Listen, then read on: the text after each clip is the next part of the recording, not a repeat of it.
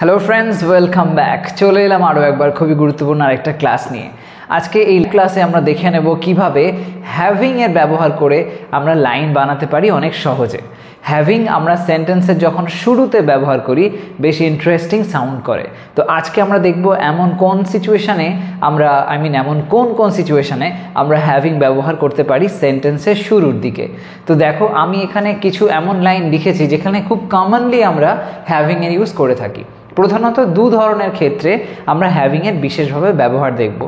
এক, যখন দেখব কারণ জাতীয় সেন্স আসছে, আর দ্বিতীয়ত দেখব এমন ধরনের ঘটনা যেখানে একটি ঘটনা ঘটে যাওয়ার পরে আরেকটি ঘটনা ঘটছে, এরকম ধরনের সেন্সে।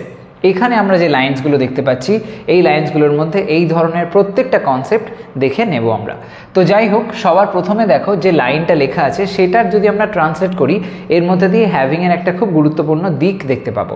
কি বলা হয়েছে দেখো, প্রাতরাশ করে আমি ফোন দেখলাম। প্রাতরাশ করে আমি ফোন দেখলাম। আমি এখানে টেন্সটা মোটামুটি একই রেখেছি যাতে করে বিষয়টাকে তোমরা ক্লিয়ারভাবে বুঝতে পারো, কনফিউশন যাতে একদমই না থাকে। তাই জন্য এখানে খুব সিম্পলভাবে আমরা ট্রান্সলেটটাকে করতে পারবো। প্রধানত এখানে যে কনস্ট্রাকশনটা হচ্ছে সেটাকে খেয়াল করো। প্রথমে দেখো, তো যেটা বললাম আমি, প্রাতরাশ করে, দেখো একটা কাজ শেষ হয়ে যাচ্ছে, তারপরে আরেকটা কাজ হচ্ছে, সেটা কি? আমি ফোন দেখলাম। প্রাতরাশ করার কারণে ফোন দেখলাম এরকম তো নয়, প্রাতরাশ করে আমি ফোন দেখলাম, মানে একটা কাজ শেষ হলো তারপরে আমি ফোনটা দেখলাম। এই যে সেন্সটা এখানে আমরা হ্যাভিং ইউজ করে বলতে পারি। যখন জানবে এরকম ধরনের কোনো লাইন আমরা বলি যেখানে এরকম একটা টান থাকে, এখানে যেমন আছে দেখো করে, এরপরে আমরা দেখতে পাবো লেখা আছে করায়, এরকম বিভিন্ন লাইনে আছে, এরকম ধরনের যখন টানগুলো থাকবে সেখানে হ্যাভিং ইউজ করার একটা চান্স তৈরি হয়। তো এখানে আমরা যদি হ্যাভিং দিয়ে লাইনটা লিখি কেমন হবে দেখে নাও। প্রাতরাশ করে, প্রাতরাশ মানে হচ্ছে ব্রেকফাস্ট, তো লিখতে হবে হ্যাভিং ব্রেকফাস্ট। সবার প্রথমে লেখো হ্যাভিং, তারপরে লিখবো ব্রেকফাস্ট।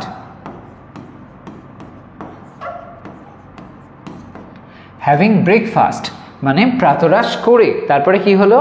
আমি ফোন দেখলাম। ফোন দেখলাম মানে সিম্পল পাস্ট টেন্সে, তো চেক করলাম বলতে পারি। তো সেই অর্থে আই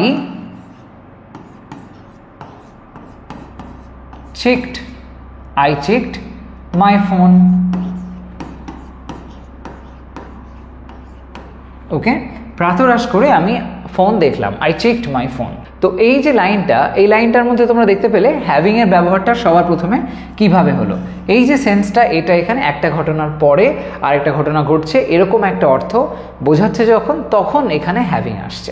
এবার দেখো দ্বিতীয় লাইনটার ক্ষেত্রে আমরা কি দেখতে পাচ্ছি, মাথা ব্যথা করায় আমি একটু বিশ্রাম নিলাম। মাথা ব্যথা করায় আমি একটু বিশ্রাম নিলাম। যদি প্রশ্ন করি আমি বিশ্রাম কেন নিলাম, তাহলে উত্তর আসছে মাথা ব্যথা করছিল তাই। তাহলে মাথা ব্যথা করায় যে সেন্সটা, এটা একটা কিন্তু কারণ, অর্থাৎ দ্বিতীয় লাইনটার ক্ষেত্রে আমরা কারণ জাতীয় অর্থ দেখতে পাচ্ছি, প্রথম লাইনে তেমনটা হয়নি। তাহলে এখানে কজ জাতীয় সেন্সে আমরা হ্যাভিং ব্যবহার করব। অবভিয়াসলি যেহেতু লিখে দিয়েছি উপরে শুরুতে হ্যাভিং, তো ডেফিনেটলি শুরুতে আমরা হ্যাভিংই লিখবো। চলো সেটা লেখা যাক। হ্যাভিং, হ্যাভিং কি? মাথা ব্যথা করায়, মাথা ব্যথা মানে হচ্ছে হেডেক, তো বলবো হ্যাভিং আ হেডেক।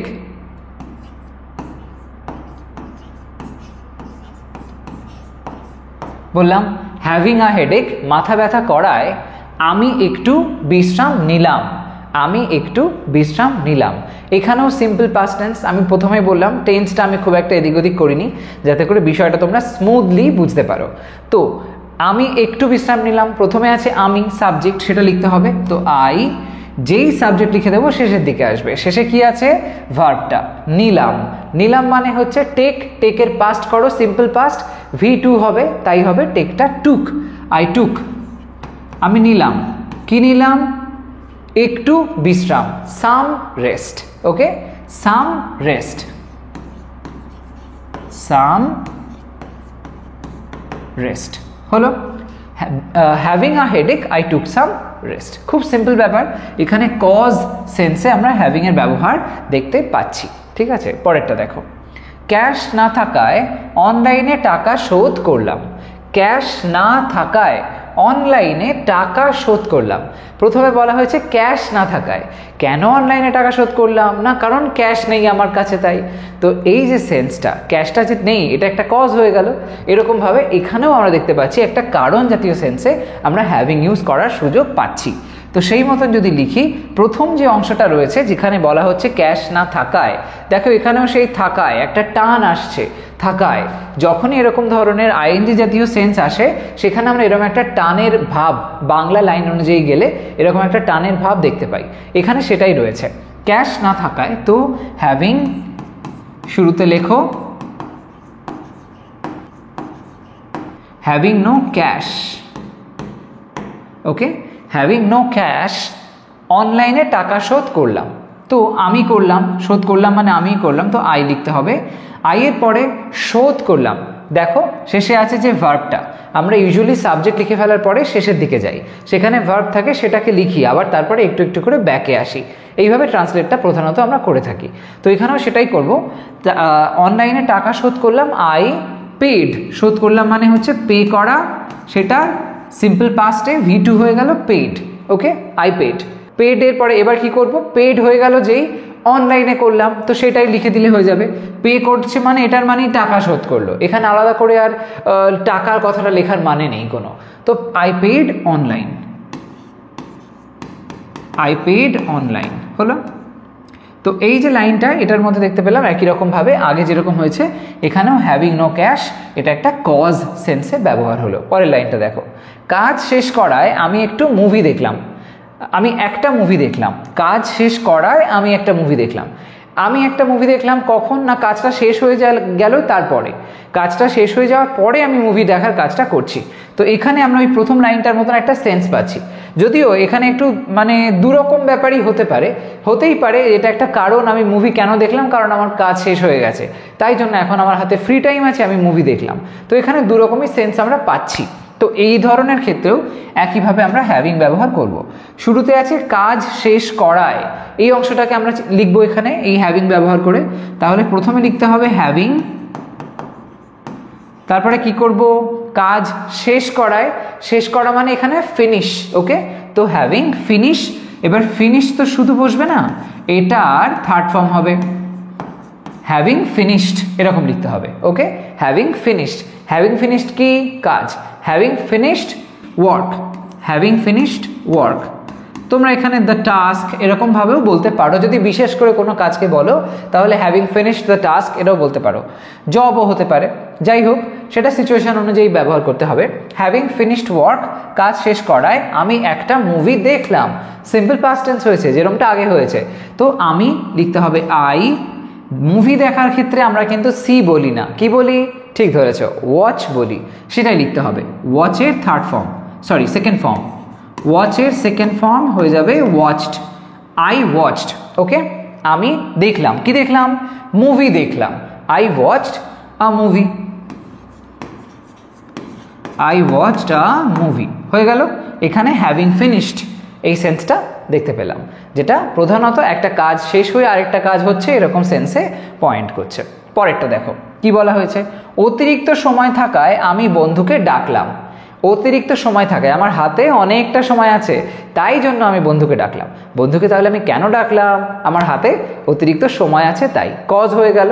তো এরকম সেন্সে একটা কারণ সেন্সে হ্যাভিং এর ব্যবহার আরও একবার আমরা এখানে করব। তো হ্যাভিং,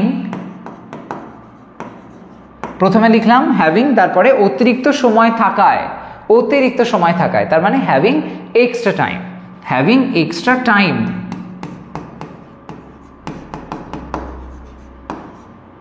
হ্যাভিং এক্সট্রা টাইম, আমি বন্ধুকে ডাকলাম। তো আই কল্ড, ডাকলাম my friend. Okay, having extra time I called my friend. এরকমভাবে দৈনন্দিন জীবনে হ্যাভিংকে আমরা ইউজ করে অনেক লাইন কিন্তু সহজে বানাতে পারি, যেখানে দুটো বিশেষ কনসেপ্ট, যে একটাতে প্রধানত মানে কারণ বোঝাবে, আরেকটা ক্ষেত্রে একটা ঘটনার পরে আরেকটা ঘটনা হচ্ছে, এরকম একটা সেন্স বোঝাবে। তো এই ধরনের লাইন তোমরা অনেক অনেক বানাও, যেভাবে আমি এখানে বানিয়েছি। কনস্ট্রাকশনটা একদম সিম্পল, এরকম সিম্পল কনস্ট্রাকশন দিয়ে প্রথমে এই জিনিসটাকে খুব প্র্যাকটিস করে নাও, তাহলে দেখবে এইটা লাইন যখন বিভিন্ন রকম কমপ্লেক্স সিচুয়েশন এরকম ধরনের লাইন বানাবে একেবারেই কোনো রকম কনফিউশন হবে না। এটা খুবই সহজ একটা বলতে পারো প্রসেস। যদিও হ্যাভিংকে আমরা অন্য অনেক রকমভাবে করতে পারি, আমি তার উপরেও আগামী দিনে ভিডিও আনবো একটা। তো এখানে বিশেষত যে এই দুটো ব্যবহারকে ভালোভাবে আর কি বুঝে নাও। পরেরটা দেখো কি বলছে, চা খেয়ে আমি ফেসবুক ঘাঁটতে লাগলাম। চা খেয়ে আমি ফেসবুক ঘাঁটতে লাগলাম। ফেসবুক ঘাঁটা একটা বিশাল দায়িত্বের কাজ, তো সেই দায়িত্বের কাজ করতে গিয়ে আমার তার আগে একটা চা খেতে হচ্ছে। 1 কাপ চা আমি হয়তো খেয়ে নিলাম। তো এই যে চা খেয়ে আমি ফেসবুক ঘাঁটতে লাগলাম, একটা ঘটনার পরে আরেকটা ঘটনা হচ্ছে, চা খাওয়ার পরের ঘটনাটা হচ্ছে ফেসবুক ঘাঁটা। তো এখানে এই চা খেয়ে সেন্সে প্রথমে আমরা লিখবো হ্যাভিং। তো হ্যাভিং, তারপরে কি লিখবো? খাওয়া সেন্সটা লেখারই দরকার নেই, আমি এখানে হ্যাভিং এর পরে টি বললেই মানে এটা বোঝা যাবে যে চা খেয়ে, হ্যাভিং টি। তোমরা জানো যে হ্যাভ ভার্বের ব্যবহার করে আমরা খাওয়া জাতীয় সেন্স বুঝিয়ে থাকি, তো এখানেও এক্স্যাক্টলি তাই হলো, হ্যাভিং টি মানে চা খেয়ে। এবার কি, আমি ফেসবুক ঘাঁটতে লাগলাম। তো আই ঘাঁটতে লাগলাম মানে স্ক্রল করতে লাগলাম বলতে পারি। তো আই স্ক্রলড, স্ক্রলড বললে একটা প্রিপোজিশন বসাতে হবে, সেটা হচ্ছে through. I scrolled through Facebook.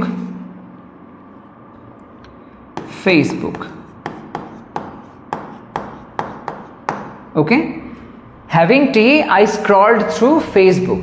তো এখানে হ্যাভিং টি একটা মানে সেই ঘটনাটা হয়ে গেল যেটির পরে আমি পরবর্তী ঘটনাটাকে বলছি। ওকে, পরের লাইনটা দেখো, একটা ব্যস্ত দিন হওয়ায় আমি দুপুরে খেলাম না। একটা ব্যস্ত দিন হওয়ায় আমি দুপুরে খেলাম না। বলো তো দেখি এখানে কোন ধরনের সেন্স আসছে? ঠিক বুঝেছো, এখানে কারণ জাতীয় সেন্স আসছে। ব্যস্ত দুপুর হওয়ায়, এই যে ব্যস্ত দিন হওয়ায়, একটা ব্যস্ত দিন হলো, এটা একটা কারণ, যে কারণের জন্য কি হলো, আমি দুপুরে খেলাম না। তো এই সেন্সটা অ্যাপ্লাই করে লিখলে হ্যাভিং, কি বলা হয়েছে, একটা ব্যস্ত দিন, তাহলে হ্যাভিং আ বিজি ডে।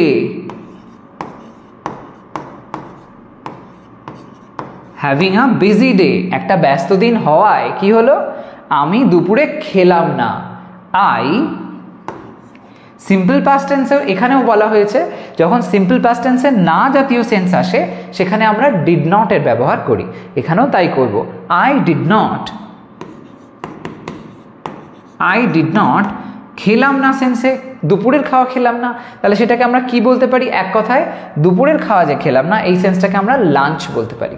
তাহলে আমি বলতে পারি I did not have lunch. হয়ে গেল। এখানে having a day, having a busy day, এইটা হচ্ছে কারণ। ঠিক আছে, পরের লাইনটা দেখো, চাবি হারিয়ে আমি সব জায়গায় খুঁজলাম। সব জায়গায় আমি কখন খুঁজলাম? যখন চাবিটা হারালাম। তাহলে একটা পয়েন্ট বলতে পারি যে চাবি হারিয়ে যাওয়ার পরে আমি সব জায়গায় খুঁজলাম, এরকম সেন্স আসছে। কিন্তু প্রধানত যদি খুব ভালো করে খেয়াল করা হয় তাহলে আমি সব জায়গায় যে খুঁজলাম এটার কারণটা কি? কারণটা হচ্ছে আমি চাবিটা হারিয়ে ফেলেছি। তাহলে এখানে একটা কারণ জাতীয় সেন্সটা কিন্তু বেশি জোর দিয়ে সামনে আসছে। তো এটা কারণ সেন্সে আমরা হ্যাভিং ব্যবহার করে লাইনটা লিখব। তো লেখা যাক, চাবি হারিয়ে, তাহলে হবে হ্যাভিং চাবি হারিয়ে মানে লস্ট, এই কথা লিখবো আমরা। হারিয়ে যাওয়া, লুজ থেকে লস্ট, তাই জন্য হবে হ্যাভিং লস্ট। ভার্বের থার্ড ফর্ম যেমনটা একটু আগে আমরা দেখলাম এখানে হয়েছিল হ্যাভিং ফিনিশড, সেরকম হ্যাভিং লস্ট। চাবি হারিয়ে মানে আমার চাবি, তো মাই কিজ এরকম বলতে পারি। হ্যাভিং লস্ট মাই কিজ, আমার চাবি হারিয়ে আমি সব জায়গায় খুঁজলাম। আই, খোঁজা মানে সার্চ করা, তো আই সার্চড সব জায়গা, তো এভরিওয়্যার হলো। I searched everywhere. এখানে হ্যাভিং লস্ট, এই যে সেন্সটা, এটা কারণ জাতীয় সেন্সে ব্যবহার হয়েছে। দেখতে পেলে কত সহজে আমরা এরম ধরনের লাইনগুলোকে হ্যাভিংটাকে শুরুর দিকে বসিয়ে সেন্টেন্সের শুরুতে ব্যবহার করে লাইনগুলোকে খুব সহজে ট্রান্সলেট করতে পারি। তো এরকম ধরনের লাইন্স তোমরাও অনেক অনেক বানাও। হ্যাভিংকে শুরুর দিকে বসিয়ে এই যে দু রকমের সেন্সে আমি বললাম, কারণ জাতীয় এবং যখন এরকম দেখি যে একটা ঘটনার পরে আরেকটা ঘটনা হচ্ছে, এরকম পরপর দুটো ঘটনার সূত্র বোঝাতে, সেক্ষেত্রে আমরা হ্যাভিং ব্যবহার করে থাকি। ঠিক একই রকমভাবে তোমরাও ব্যবহার করো। কোথাও যদি কোনো সমস্যা হয়, কনফিউশন ফিল করো, কমেন্ট সেকশনে আমাকে জানিও, আমি ডেফিনেটলি ক্লিয়ার করে দেবো। আজকের ভিডিও তবে এই পর্যন্তই থাকছে। চ্যানেলটাকে এখন সাবস্ক্রাইব না করে থাকলে ডেফিনেটলি করে নিও। ভিডিওটাকে একটা লাইক করো আর শেয়ার করো সবার মধ্যে। ওকে, সবাই ভালো থাকো, সুস্থ থাকো, বাই বাই। আজকের ক্লাস এখানেই শেষ করলাম।